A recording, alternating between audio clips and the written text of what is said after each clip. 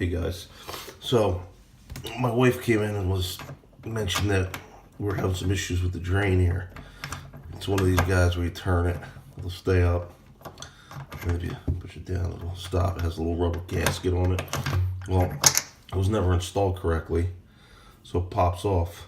If you look at it, you see the bottom. I'm going to show you how to install this the proper way so that it doesn't come out again. So first thing is, you get the right screwdriver because that helps. And you take the screw.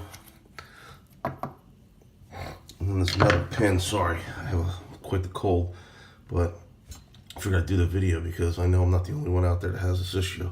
So what you do is you put this in first, tighten it up, take a pair of pliers and just give it a little turn, not too crazy.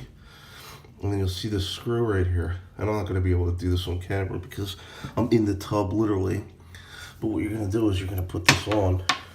And you're going to have it up just high enough where you can get the screwdriver in. Line it up with the Phillips. Crank it down. And then you're not going to have any issues. And if you ever have to remove it, you just got to remember to get your Phillips. Get up under here. And tighten it up and loosen it up to get it off. Take it off. Unscrew this. Put a new one in. But hopefully this helps you guys.